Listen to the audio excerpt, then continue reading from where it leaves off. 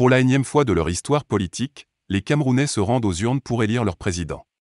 Le titulaire actuel est Paul Biya, 89 ans, au pouvoir depuis 1982 après la mort de son prédécesseur, Amadou Ahidjo. Jusqu'à présent, le camp du Rassemblement démocratique du peuple camerounais en abrégé RDPC n'a exprimé aucune volonté de faire à nouveau confiance à Paul Biya pour cette grande bataille verbale. Mais il n'a pas non plus dit qu'il ne le ferait pas. Le jeu reste ouvert. Quelques 3 ans après le début de la campagne, l'information qui est vraiment reprise est celle faisant état d'un successeur préparé pour le fils du président Paul Biya, Emmanuel Frank Biya. Les observateurs reconnaissent dans les différents comportements au palais d'Etoudi la volonté politique de l'entourage de Paul Biya de remplacer le fils par le père et de confirmer à jamais le long règne de la dynastie Biya.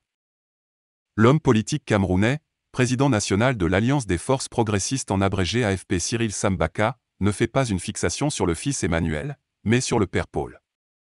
Dans un coin de sa tête, il ne semble pas impossible pour Paul de trancher Biya, ni pour son entourage de décider qu'il se représente toujours.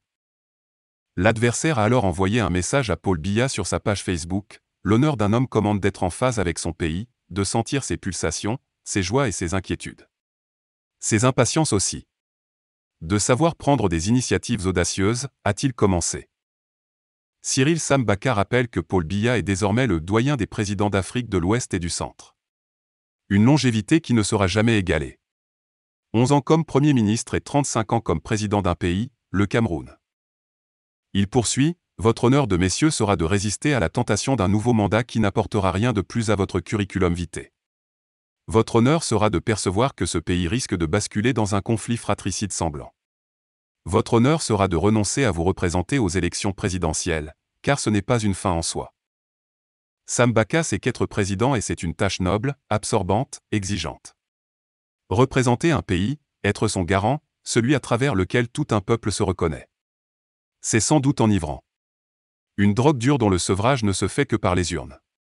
Quand ce verdict, le suffrage des urnes est respecté et sincère. Restez connectés sur la chaîne pour plus d'informations. N'oubliez pas de vous abonner et surtout de cliquer sur la cloche de notification. Likez la vidéo si ce n'est pas déjà fait. Laissez aussi votre point de vue en commentaire.